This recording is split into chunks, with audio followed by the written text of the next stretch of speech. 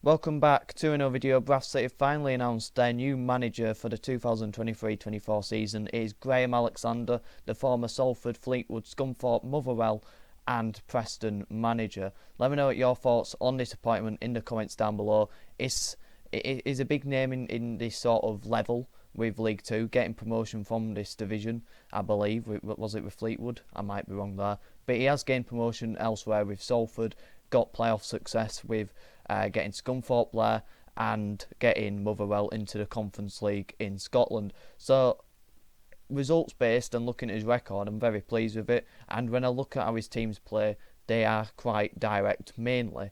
But he does adapt, and I think that's the best bit about the appointment. He's an adaptable manager. He doesn't have a set way of playing. He's mainly results driven, and his attitude and his commitment to the football club, that's definitely something that I really like from him, from listening to his interviews, the way he speaks, his team talks. There's one that's been doing the rounds on social media with his team talk at Valley Parade with Salford, I think it was, maybe 4 seasons ago. Really passionate manager, really fierce and very competitive, and I think that's exactly what we need, that sort of character, who is also very hungry, having just been sacked a couple of weeks ago by MK Dons, who really, was it unfair? I think it's hard to say unfair when he had such a poor run. Was it around 8 games without a win? But he did win Manager of the Month in August, and they did start the season quite strongly with a strong side. Why it didn't work out at MK Dons, personally, I think that's because some managers don't work out at certain clubs, but it don't make them a bad manager. I never could see it really working out at MK Dons with Graham Alexander. They've got a good squad, but Mike Williamson, who would be one of my preferred options to have been the new manager of Bradford City, he went to MK Dons and he will do a much better job there, because that's their certain style that they have. Every club has an identity. Bradford City don't, because we're owned by someone who don't care, and then you've got Ryan Sparks, who isn't a football man. Great commercially, football man, he needs people to help him in that department for me. But with that, there's a certain identity, and I think that's why it didn't work. It don't really suit that job, and it was always going to not work out, in my opinion. When you look at Liam Manning, who's just been appointed Bristol City manager, did a good job at MK Dons. Carl Robinson did a good job. Them two play that certain style of play, and Mike Williamson will as well. So I wish them the luck, but also not the expense of us. I don't like MK Dons. Great ground, no fans. But with Alexander, back onto him, I've already said I like his attitude, his commitment to the club.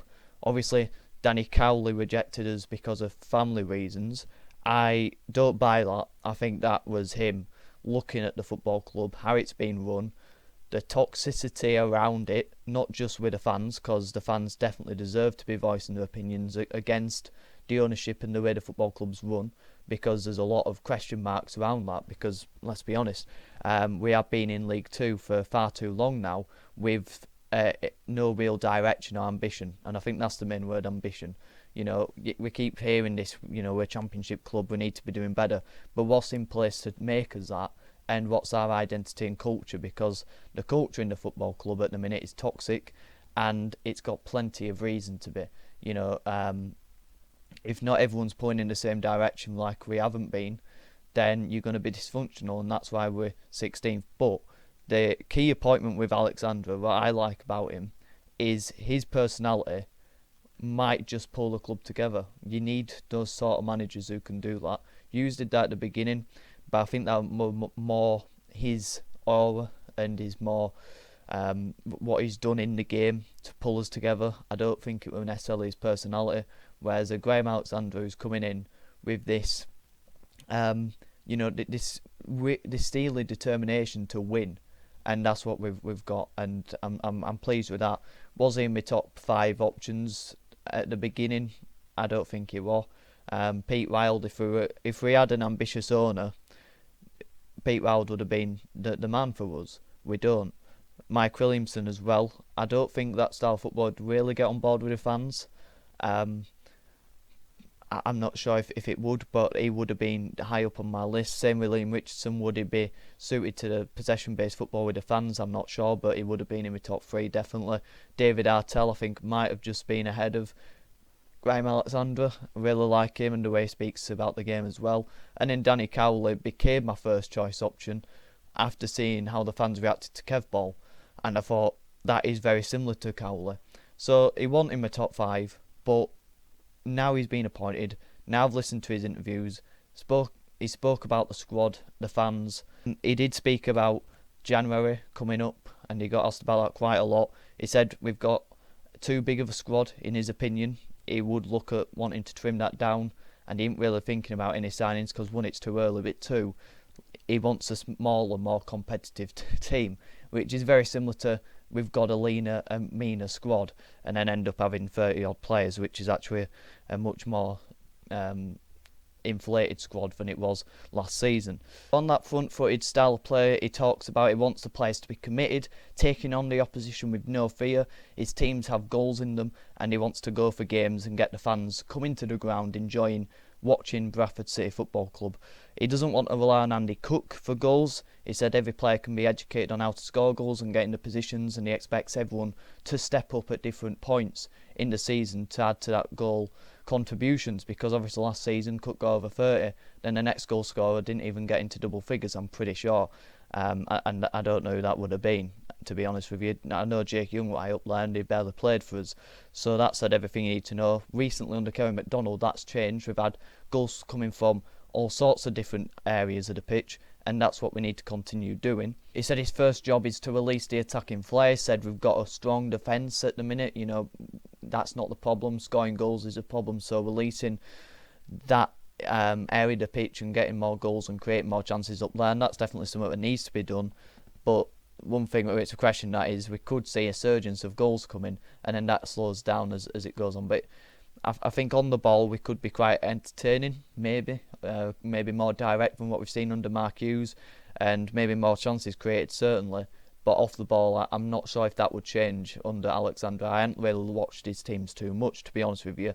I'm not sure if they're high pressing, if they get up and at the opposition, or if they're sitting deep and invite pressure. But on the ball, he's adaptable. He said, I can't remember what club it was. I don't know if it was Salford, where he said they were more possession based, or it might have been Fleetwood or Scunthorpe. I think it was Salford, to be honest. And Motherwell, they were very direct, and that was the way to go to get the results. And he came in at Scunthorpe. They were 13th with 9 games to go. They finished 7th. He then got them into a playoffs the year after, I'm pretty sure. Motherwell, they were bottom of the league. He kept them up. I'm not sure where he got them, because I did miss that point. I don't know if he said 4th, but I might be mixing that with where they were from with goals scored, and they were just behind Celtic and Rangers with that. But he did really well turn it around there, got them into Europa Conference League as well. That didn't go too well, but he got them there, which is a big achievement for a club like Motherwell at that time. And I'm sure you'll be delighted to know that he has stuck with a 4-4-2 a lot of the time, and if he hasn't played a 4-4-2, it's mainly a 3-5-2. So 2 strikers is definitely part of his philosophy.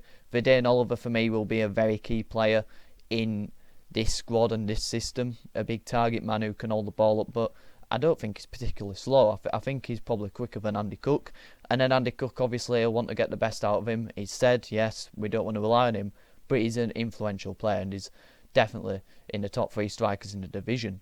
But let's be honest, is he better than Paul Mullin? I'd say so. I'd definitely make an argument for it. I think he's overrated, but Andy Cook has got that presence that I don't think any striker else has in this division. He's a magnet. The cross comes in and it directs it onto his head, and he's guaranteed goals, and that's what he's already shown this season. He hasn't been firing on all cylinders whatsoever, but he's still got over 5 goals. I don't know exactly how many it is. He's still got an hat-trick, and he hasn't even been fully fit for most of it. Get Vidane Oliver playing alongside him, get Tyler Smith firing, and you could get some exciting there. The midfield, you've got energy in it with Smold and Gilead. If he wants to go more possession-based, he can play McDonald instead of Smold in different games. Ryan East will come back in January. I'm sure he's doing well at Rochdale, and definitely I rate him. I didn't think he deserved to go out on loan and were treated unfairly by Hughes. Obviously, Jake Young could be coming back. He adds goals. You've got some exciting players on the wings already, with Tulloch showing that he's got some about him. Wilson scoring a big goal against Wrexham. Poynton, the star man. And the defence has been solid, although You've got Lewis, who needs a bit of confidence. I think he can inject that to him by building a solid back line. Ryder I'm very unsure about, but Richards is coming back, who's been steady so far his first few games at City. Brad Allardy's the best right back in the league, in my opinion, and then Stubbs needs a solid partner with him, and whether that's Platt Tompkinson or Taylor, it depends on his system. I know I've said a lot positive there about the first team squad, but I think there's a lot of positives in the squad if we can get them believing and get them playing the right way. Because under McDonald, first 3 games we saw that. Problem is I think there's a mentality problem, and that came from Hughes. And hopefully this sort of a manager can inject a different mentality. And Ryan Sparks, for me, as I think a lot of people have turned recently, he has not handled himself well in the media in this last 24, 48 hours since appointing Graham Alexander, biting back to Derek Adams in a very childish manner. He should have just left that, let's be honest. He could have handled that a lot better. And then you've got the managerial appointments that have consistently gone wrong, saying that Graham Alexander is his number 1 target when he was sacked 12 days after Mark Hughes was. So where's that one come from? So you're telling me when Hughes was sacked you didn't have anyone in mind. Carl Robinson rejected us and Cowley rejected us, so that says they were at least 3rd choice. There's just a lot of questions that need to be levelled to Ryan Sparks, and Jamie Rayner's done a fantastic job of asking those questions, and he's made a fool of himself by exposing himself by not telling the truth most of the time. So he's been open to scrutiny because of that, because of himself. But I'm always uneasy criticising Sparks because he's the reason why we've been sort of competitive in League Two with a budget, because of his commercial deals. There's always a commercial deal. Every week there's a new brand deal. And he's reformed relationships. When you look at what he's done with Flamingo landowner Gibb, bringing him back into it, other relationships that got lost in the last few years come back into the fold to buy into what's happening. And you've got Bradford businesses coming into the football club as well and forming a bit of a unity with the city. So when you look at that, he's done an unbelievable job. But football side, we're a football club, run like a business, and we need to get back to being run like a proper football club. And I think that can be the problem with Alexander and whoever comes into a football club. Whoever you are, you're going to have to struggle with that because we haven't got a bigger budget as it always seems, and we've got people who are at the club who are competent and who aren't that interested, and that's always going to be an uphill battle. Right now, on the 8th of November, I think it is, do I think he will work out and be a success at my football club? Yeah, I do. And does that mean we get promotion this season or next season? I think we will. In the next 2 years, we'll get promotion under Graham Alexander. Because I think when you look at a manager, you've got to look at the personality and does he suit the football club? I think he does. I think he gets us as fans. And I think that's the main thing with him. Will it be this season? I think that's hard to say. But playoffs like last season it's not a successful season, but it's progress. And as long as we keep going in that direction. But as well as I say that, we shouldn't be accepting anything less than promotion. But he has said it himself, there's a long way to go. There's still 90 plus points to play for, I think. There's a long way to go in the season. And, we don't need to put unnecessary pressure on. We'll see how it goes. And I will 100% back Graham Alexander and the first team squad. But I will not 100% back Stefan Rupp and Ryan Sparks, because I think that they are the reason why this football club has been going backwards. But do let me know your thoughts on this appointment in the comments down below. Are you satisfied? Are you delighted? Are you over the moon? Or are you left wanting a bit more? Do you think that we should have gone for a bigger name, a better record? I don't think you can get too many better records than Graham Alexander. And do you think that his personality isn't all that it cracks up to be from what I said?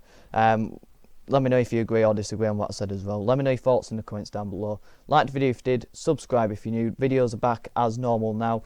Should be a preview out tomorrow. If not, it will be Friday. And the match reaction will be out on Saturday. I aim to do 3 videos a week. So if you do want to see that, subscribe if you're new. And have a good one.